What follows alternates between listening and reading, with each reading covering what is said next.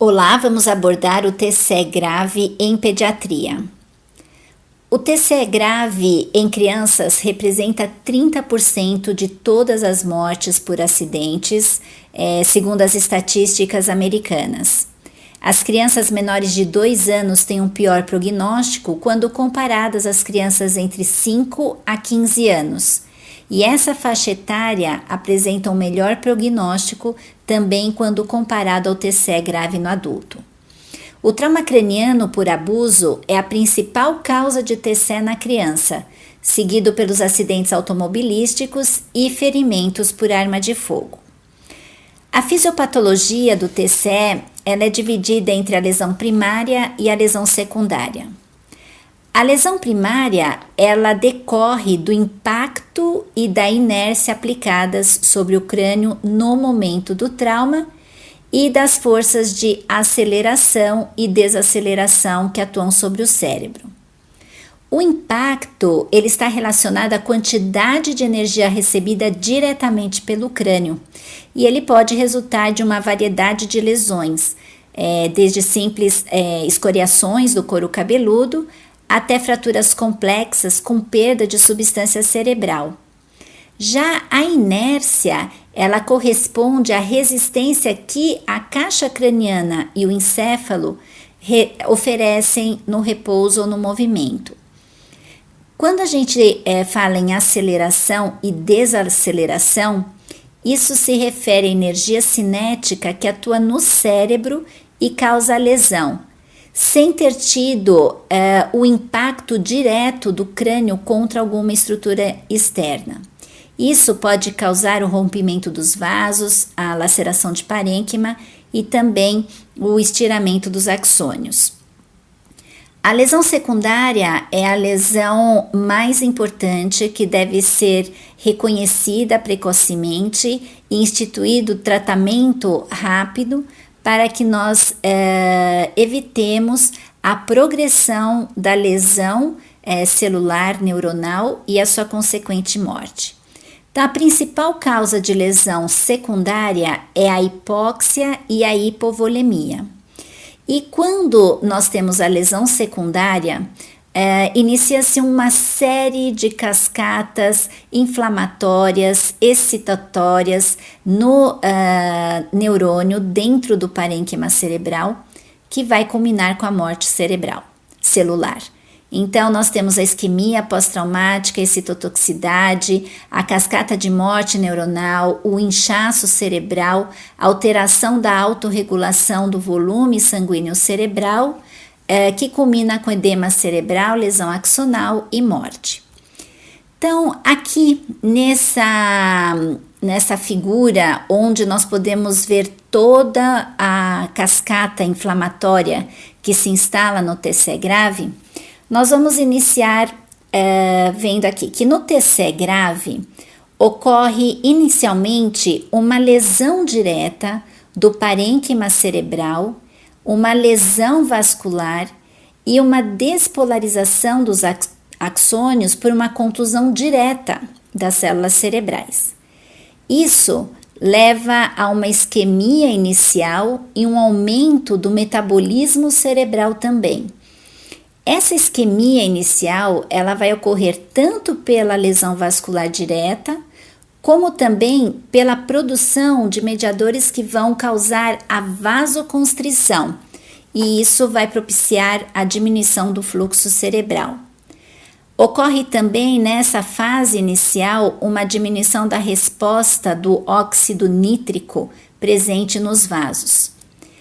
Com isso, com o aumento da demanda metabólica também, o cérebro ele é privado de nutrientes e assim inicia-se uma série de reações celulares para suprir esse estresse inicial. Ocorre um aumento dos neurotransmissores excitatórios, principalmente o glutamato, que vai se ligar e ativar os receptores do NMDA, causando as convulsões. Isso também vai atuar dentro do estresse oxidativo da célula, aumentando o cálcio citoplasmático, que vai ser responsável pela morte celular. A morte, ela vai ocorrer principalmente por uma falta de energia na mitocôndria. Como nós temos uma diminuição da produção de ATP, a mitocôndria começa a ter uma série de alterações estruturais, principalmente nas suas organelas, e isto vai levar à dissolução da célula com a morte celular, tanto através da necrose, quanto por apoptose, que é a morte programada, que depende de uma série de fatores inflamatórios para acontecer, e a autofagia. Ao mesmo tempo, onde nós temos uma alteração da energia da célula, uma diminuição do ATP, nós temos alteração da bomba de sódio-potássio ATPase. E isto promove uma entrada de sódio e água por o interior da célula, causando o edema da célula cerebral. Na mitocôndria, também por conta dessa alteração das organelas, nós vamos ter uma deficiência também da produção de proteínas e da produção do DNA, que vai levar também à morte celular. Quando nós temos também esse impacto direto, a lesão do parênquima, a disrupção vascular, nós temos alteração da barreira hematoencefálica. E essa ruptura da barreira hematoencefálica leva ao edema vasogênico, que constitui no aumento da permeabilidade com saída de água e proteínas para o interstício. Isso vai fazer com que tenha também um sofrimento do fluxo sanguíneo e do aporte energético necessário para a célula, culminando então também para a piora da pressão intracraniana. O efeito direto da contusão, o hematoma, isso também vai gerar aumento da pressão intracraniana, que por sua vez vai retroalimentar o ciclo de isquemia e excitotoxicidade com evolução para a morte neuronal. Aqui também, quando nós temos a lesão do parênquima, nós temos alteração também dos axônios, das sinapses, e isso também vai culminar no processo de diminuição da função, da despolarização, com maior influxo de sódio para dentro da célula e de água. Com todas essas alterações, principalmente também a perda da autorregulação vascular no momento do impacto, isso vai fazer com que tenha uma repercussão no fluxo sanguíneo cerebral. Então, no momento inicial do trauma do TCE grave, nós vamos ter uma diminuição do fluxo sanguíneo cerebral e isso vai ativar uma série de cascatas de citocinas, de quimoquinas que vão atuar na morte celular através da necroptose, da ferroptose e da piroptose. Apesar de serem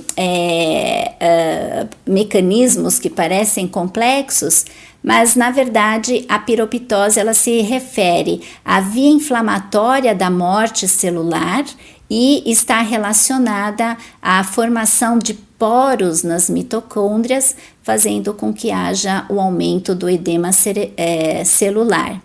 A necroptose ela ocorre por aumento da ativação do TNF e a ferroptose geralmente é uma forma de necrose ferro-dependente, né? Então, isso junto com hematoma, com ferro presente do sangue, isto também auxilia no processo da morte celular. Então, vocês vejam que aqui o processo todo de lesão neuronal e morte celular é bastante complexo e nós temos que atuar precocemente para evitar justamente a isquemia e a hipovolemia. Com isso, o principal foco na nossa abordagem do TCE é nós melhorarmos essas condições iniciais para evitarmos a progressão de todo esse processo. pressão intracraniana, ela depende do volume do crânio, então que é o continente, basicamente o crânio em si, e do volume total do conteúdo intracraniano, que é responsável, que é constituído principalmente 70% pelo encéfalo, 20% pelo líquido cefalorraquidiano e intersticial e 10% pelo sangue. E o valor normal da pressão intracraniana é de 5 a 15 milímetros de mercúrio. Então aqui o que nós vemos? Que o conteúdo e o continente, eles estão em equilíbrio. Se houver, por exemplo, aumentos de volume inicial, a pressão intracraniana ela aumenta pouco. Mas nós vemos que vai chegar um determinado momento onde vai haver o desequilíbrio entre esta relação conteúdo-continente. E à medida que pequenas variações de volume vão ocorrendo, a pressão intracraniana aumenta exponencialmente. Isto se refere principalmente à evolução da lesão do TCE grave. Num primeiro momento, ocorre o equilíbrio entre o encéfalo, o líquido cefalorraquidiano, intersticial, o sangue, ocorre redistribuição, mas a partir do momento que este mecanismo de regulação é perdido, então rapidamente pequenas variações de volume, elas causam um aumento de pressão intracraniana muito importante.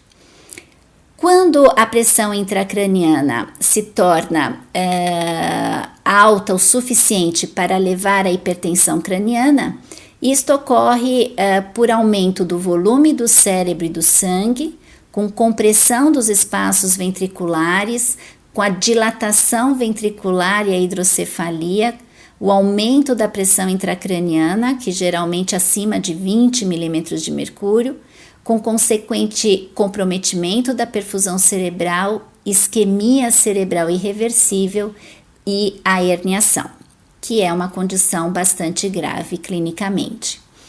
Então, quando nós falamos em herniação cerebral, é quando todos os mecanismos de compensação da pressão intracraniana foram esgotados. A herniação cerebral ela tem vários sinais clínicos, dependendo do local onde ela acontece. Então, quando nós temos a herniação do giro do cíngulo, um hemisfério cerebral ele se desloca para baixo da foice do cerebral e vai em direção ao lado oposto. Esta região aqui é a região da artéria cerebral anterior. E quando ela é comprimida, ocorre um infarto na região de característica hemorrágica por aumento da pressão hidrostática. Então, o território irrigado geralmente tem um infarto hemorrágico. Na herniação transtentorial ou uncal, então aqui a tenda do cerebelo, né, e o uncus aqui, ocorre o deslocamento do uncus do mesmo lado do lobo temporal, entre o espaço do pedúnculo cerebral e o tentório. Esta compressão ipsilateral vai comprimir o nervo oculomotor e vai causar uma midríase paralítica não fotorreagente e também, posteriormente, pode causar compressão da musculatura extrínseca do olho. Pode ocorrer uma hemiparesia contralateral por compressão do pedúnculo cerebral e perda da consciência à medida que ocorre a compressão do tronco cerebral, atuando sobre a substância reticular ascendente, a apneia por compressão do centro respiratório e a morte.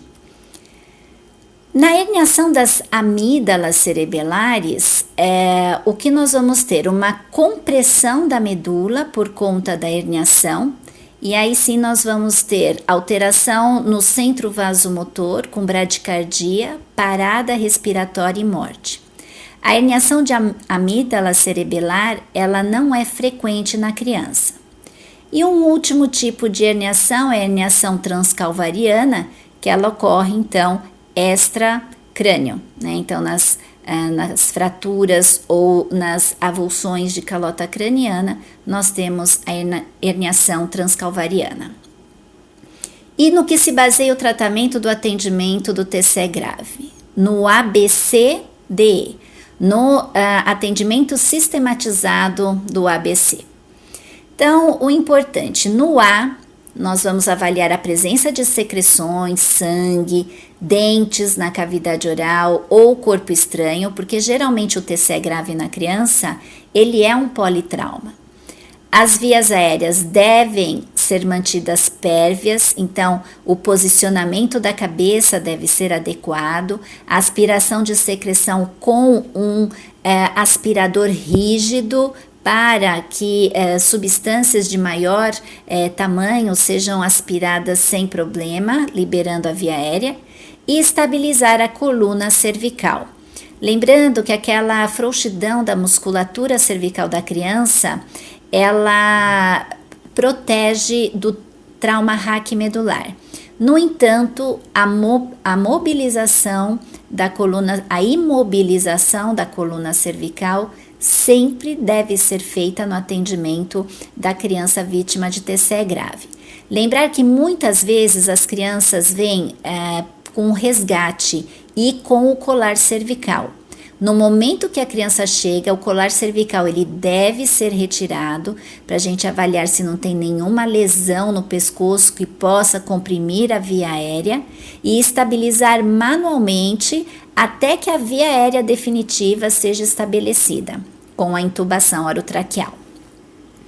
Então, no B, nós vamos avaliar a efetividade respiratória, então a amplitude, a frequência, a regularidade e mesmo o padrão respiratório, que pode dar uma ideia do nível onde foi a lesão no cérebro, né, mais próxima do tronco, mais próxima da medula.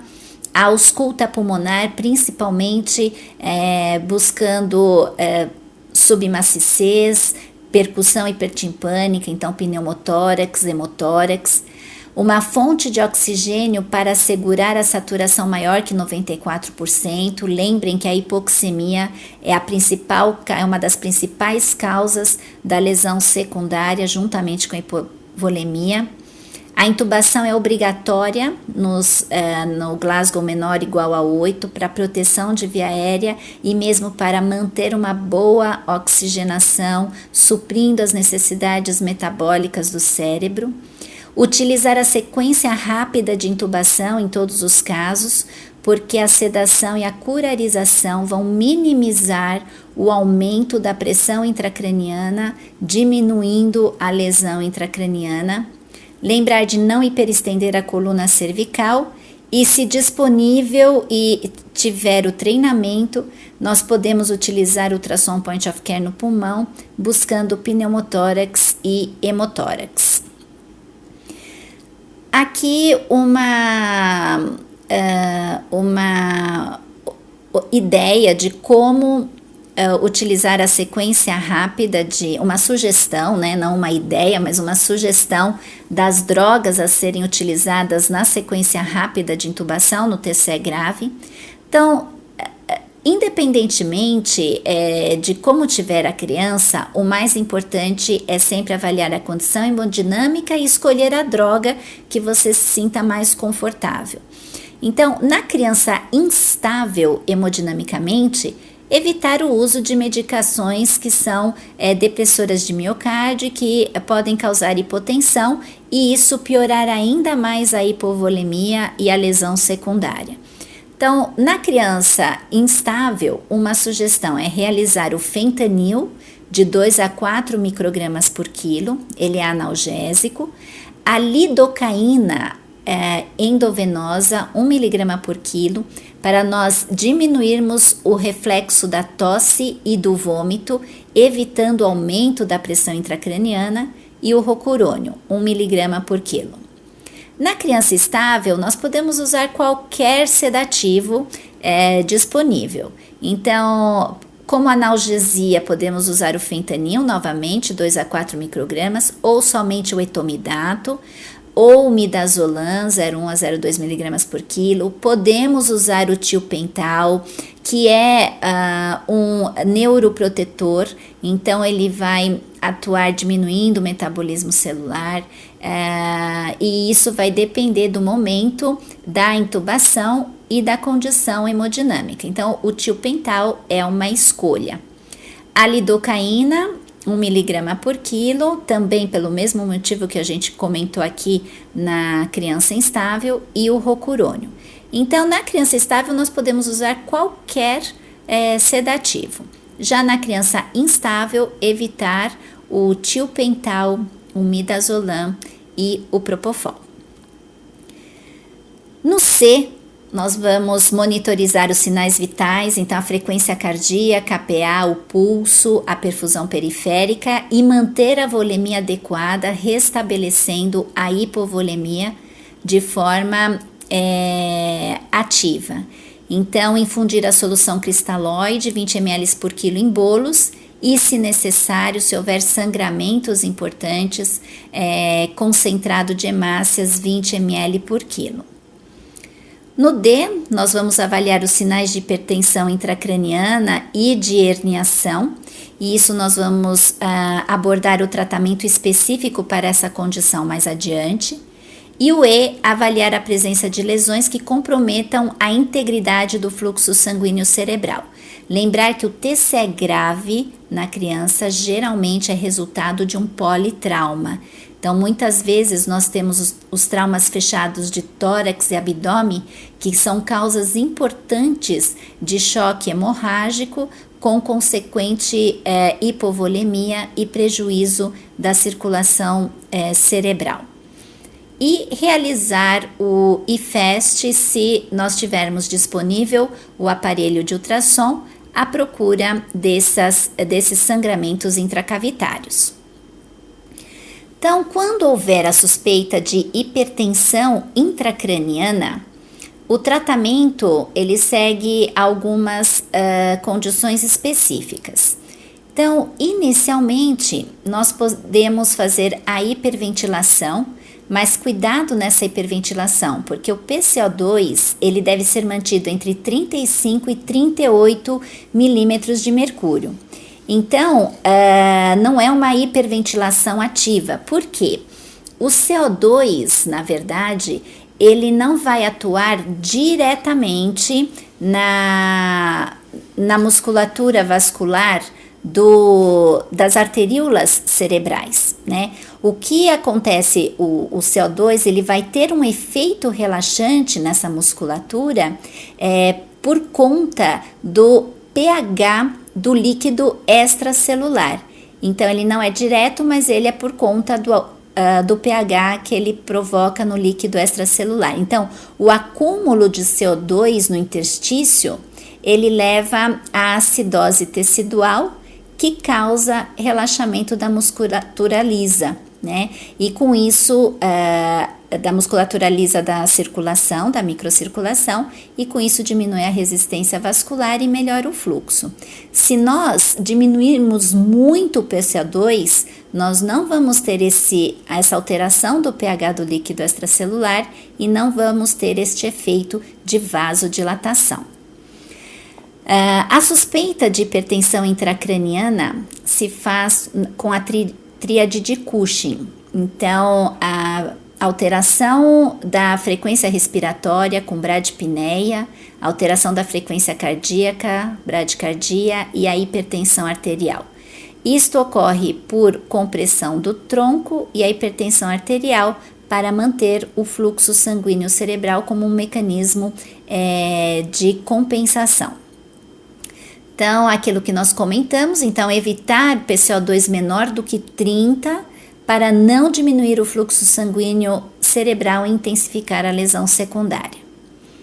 A cabeça a 30 graus facilita a drenagem cerebral. E nós podemos lançar mão de soluções osmóticas. Então, a solução salina hipertônica 3%, ela tem como mecanismo de ação restaurar o potencial de repouso da membrana celular e o volume da célula. Lembrem que no impacto ocorre a despolarização, com aumento do influxo de sódio para dentro da célula. Então, a solução salina hipertônica vai regular esse potencial de membrana e, pelo seu poder osmótico, vai tirar água do intracelular para o intravascular, diminuindo o edema cerebral. Ela também estimula a liberação do peptídeo natriurético atrial, porque ela aumenta a volemia, isso estimula a natriurese, né? Tem um efeito anti-inflamatório, melhora o débito cardíaco, porque ela melhora o débito cardíaco, né? Ela melhora a volemia e os seus efeitos colaterais. Muitas vezes ela pode piorar a hipertensão intracraniana, causar mielinólise pontina, porque muitas vezes com o excesso de retirada de água do interior celular, a célula, como mecanismo de compensação, pode ter uma reação de diminuir essa perda, causando a mielinólise pontina. A insuficiência renal, por uma natriurese aumentada, a hemorragia subaracnoide, justamente porque a solução salina hipertônica, ela causa tração mesmo dos vasos, uma tração mecânica dos vasos cerebrais, podendo causar hemorragia, e a acidose hiperclorêmica. A dose é de 6,5 a 10 ml por quilo em bolos EV, e na UTI, muitas vezes ela pode ser usada de forma contínua.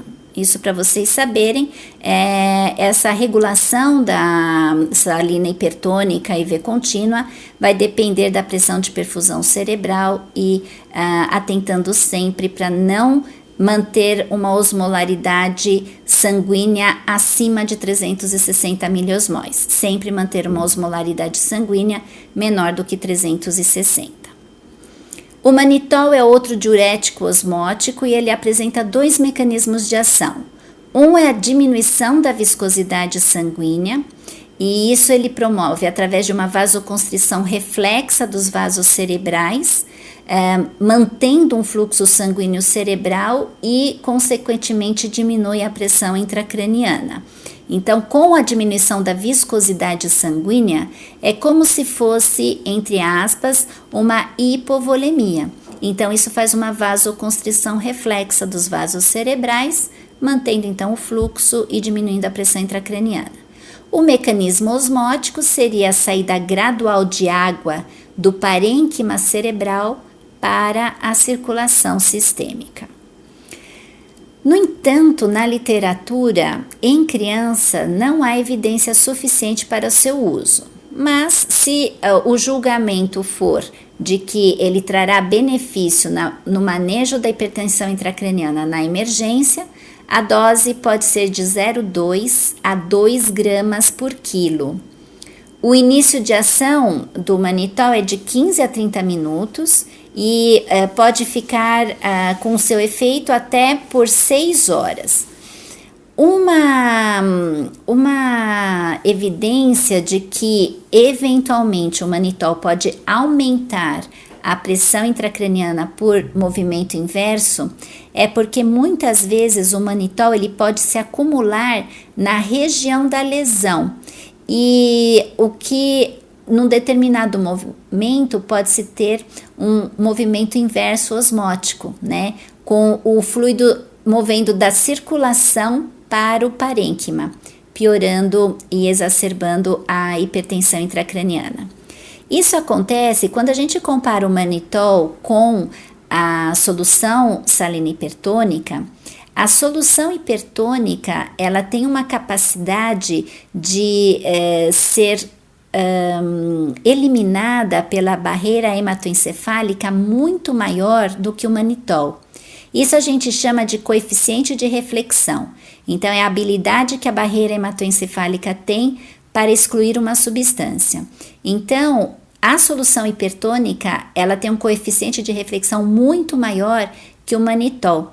Então, por isso, essa pode ser uma das causas de que o manitol tem essa dificuldade de ser eliminado, promovendo então um aumento da osmolaridade na região da lesão, causando a hipertensão intracraniana rebote, né? A hipotermia entre 32 a 33 graus ainda é um assunto muito controverso na literatura, então, mas ela pode ser considerada nas primeiras 8 horas e, se iniciada, mantida até 48 horas pós-trauma. O mecanismo de ação da hipotermia seria diminuir o edema cerebral vasogênico e o consumo de oxigênio pelo cérebro, né? Então, com isso, você diminuiria o metabolismo cerebral, diminuindo, então, toda aquela cascata inflamatória. O corticoide não tem indicação na hipertensão intracraniana e o uso de analgésicos, sedativos, de forma contínua, vai depender da condição clínica de cada criança. A monitorização da pressão intracraniana não vai ser feita no pronto-socorro, mas, eventualmente, se estivermos num local onde tenha um neurocirurgião e, eventualmente, a possibilidade de implantar o catéter de monitorização, isso pode ser feito. No entanto, é um método invasivo, onde podem ser colocados os catéteres nos ventrículos cerebrais, ou então o uso de microtransdutor no encéfalo. Geralmente esses catéteres de ventrículos cerebrais, eles permitem também a drenagem de líquor.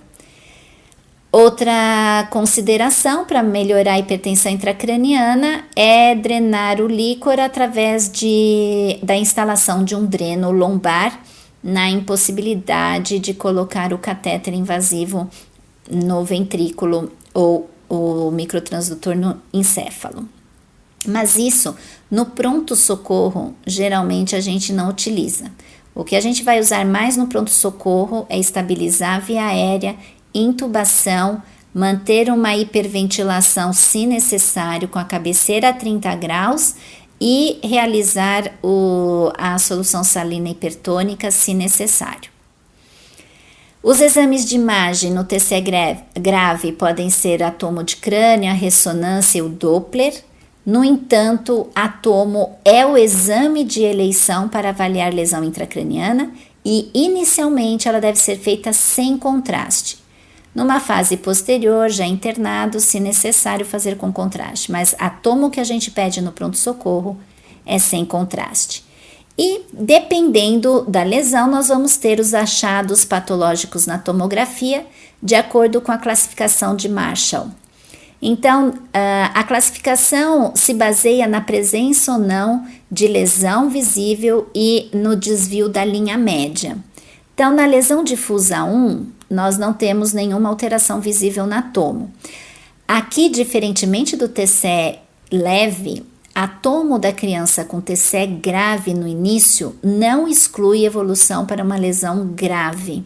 Então, é diferente a interpretação da tomografia do TCE leve, que quando não tem lesão, a chance de evoluir para alguma lesão mais séria é mínima.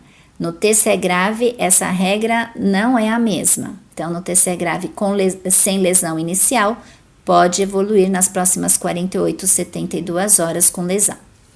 A lesão difusa 2, geralmente as cisternas estão presentes com um desvio menor do que 5 milímetros.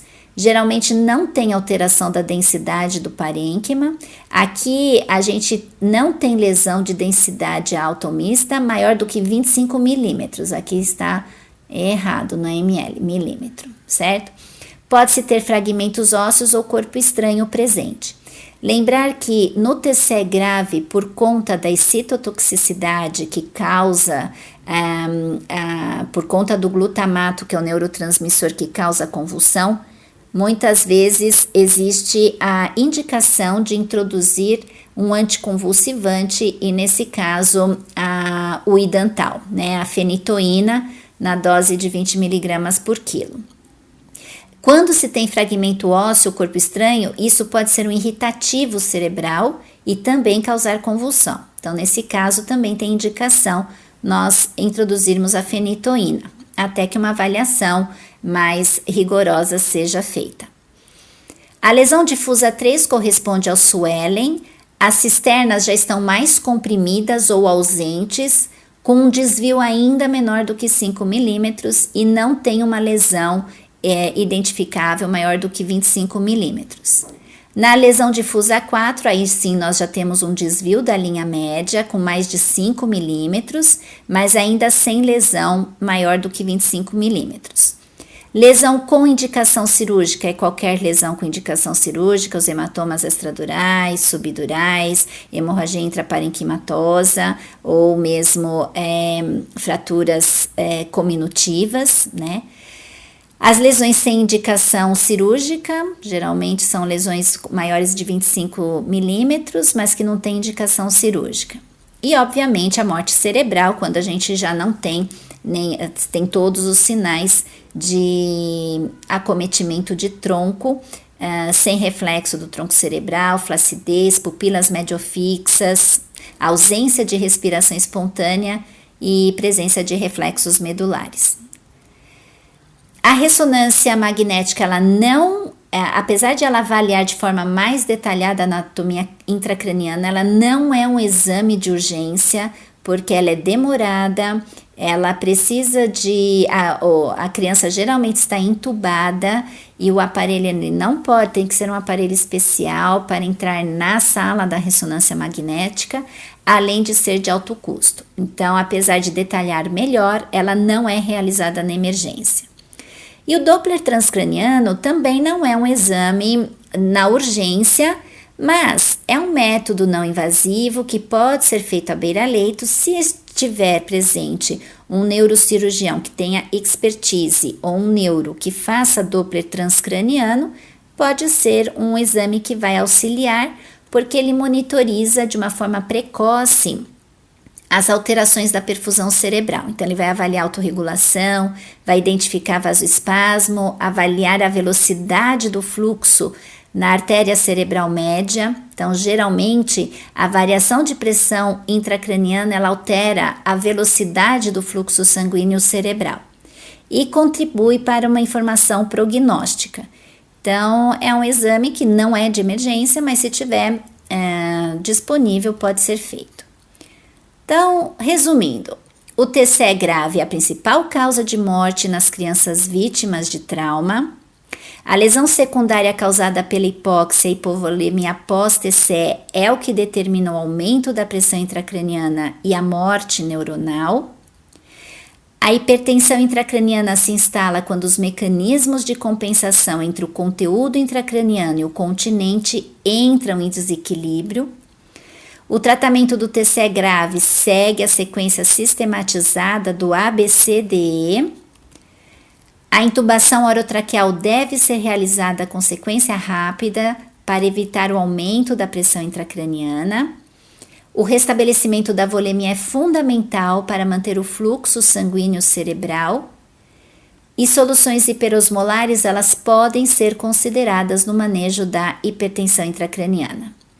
Então, e a tomo de crânio é um método de imagem de escolha na emergência. Então, espero que vocês tenham absorvido o atendimento do TCE grave na criança e lembrar sempre que atuar na hipóxia e na hipovolemia é a principal preocupação no manejo do TCE grave na sala de emergência. Obrigada.